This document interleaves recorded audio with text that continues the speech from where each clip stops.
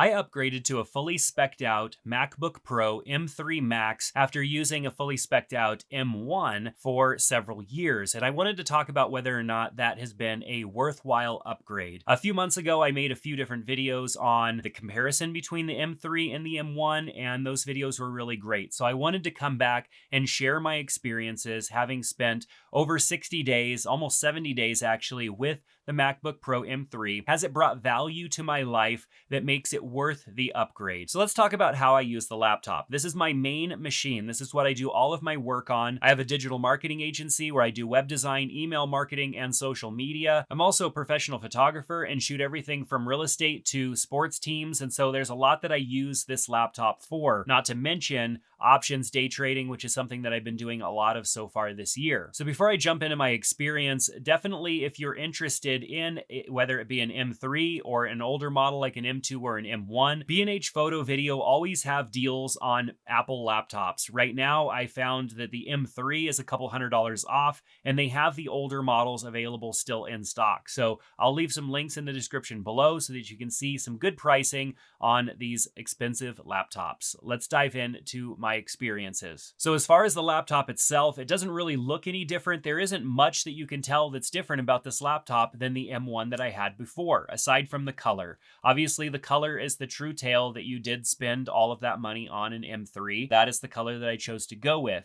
It does seem to pick up a lot of fingerprints and look dirtier than the lighter colors because dust and different things that land on the laptop are going to appear more easily. And so I don't know, the dark color is definitely nice, but I for sure spend more time wiping down this laptop than I did my last one. Maybe that's a good thing. Let's talk performance. The performance is the big thing between this laptop and older versions. My M1 was not a laptop that was frustrating me when it comes to performance. I was just fine using that laptop. I wasn't upset with how long it took for me to render out groups of photos or video, and nothing was slow about that laptop. However, there were some instances where I did not necessarily have enough RAM for all the things that I was trying to do at once. I often have a lot of applications open because while I'm waiting for something to render, I'll jump over and do something else. I always have my calendar open. I always have Notion open and a few other applications. I almost never close my web browser. And so having extra RAM is a great thing. And even though I had the maxed out RAM available in the M1, the M3 with its increased performance and RAM, I have not seen any notifications come up alerting me that I'm running out of memory. And the tool that I use to stay on top of that stuff is Clean My Mac X, which is software that makes it easy for you to run scans on your computer to make sure that you don't have any malware, anything nasty that's on your computer,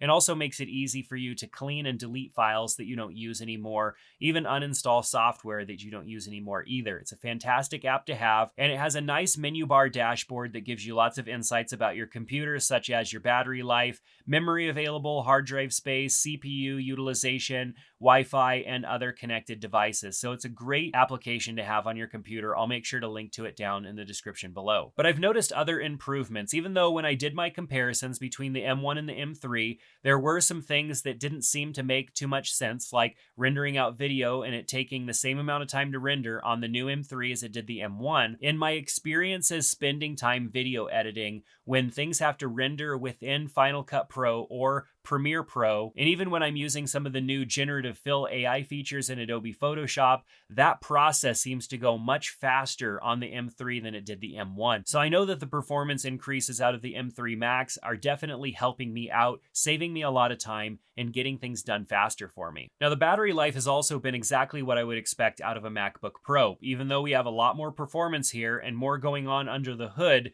than we did with the older models, the battery life has been absolutely fantastic on this. It's not anything that I ever have to worry about. I know that if I leave the house with a full charge battery, I could pretty much use this laptop all day long, only needing to plug in if I'm going to do some heavier lifting tasks like editing videos or editing photos and rendering that stuff out over a long period of time. The M3 is a workhorse of longevity, just like my M1 was, and it's reassuring to know that you're going to have long-lasting battery life, especially when you don't want to have to plug in. Now, as I said at the beginning of this video, nothing else has really changed externally on the laptop. We still have the same keyboard, the same trackpad, pretty much all the same ports. Nothing has really changed on this. We have our two ports on the side here with our headphone jack. We also have a port on this side with a full HDMI port and an SD card slot. Nothing has changed there. Those are a good amount of ports. It would be nice to have 4 USB-C ports, but I don't find myself needing to use many of them, especially since now with MagSafe charging, we don't have to worry about using one of our USB-C ports for charging our computer. Another thing I found is that the M3 doesn't seem to have to throttle up those fans nearly as often as my M1 did. When I'm rendering out heavy video projects, yes, the fans do spin up and I can hear the fans on the M3, but I do notice that the M3 is a bit quieter than the M1 was, and it doesn't need to use those fans nearly as often. Where that's mostly noticeable to me is when I'm working in a co-working space where everything's nice and quiet,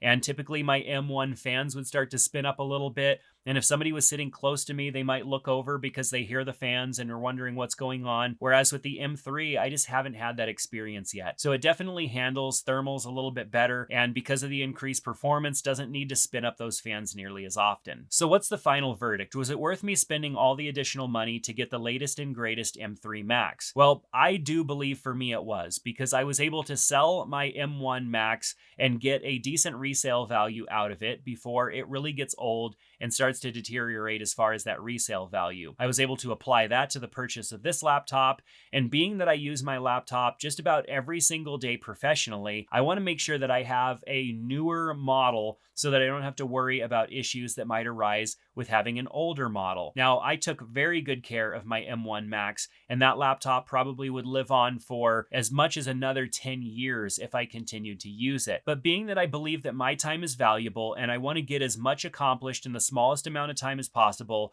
upgrading to the latest technology over time will compound in its time savings. And so spending that money up front so that I can save time down the road is worth it to me. I also had been using my M1 for a couple of years, and so that's a couple of years of use on a laptop, whereas the M3 is now brand new. Now, if I hadn't had an M1 to begin with, I probably would not have jumped all the way up to the M3. I probably would have jumped in and bought a brand new M1 or a brand new M2, because those laptops are extremely powerful and you can still buy them brand new from places like B&H Photo. So buying an older model brand new still means that you're getting a new model that hasn't been aged with use and should still get you easily a decade of use if you take care of it. So the final verdict for me is yes, it was worth the upgrade, but it might not necessarily be the case for everybody because it is an expensive device and it also depends on what you're upgrading from. If you want to see those comparisons that I did between the M1 and the M3, make sure to check out the other videos on my channel. Subscribe to the channel so you can be notified when I put out new videos.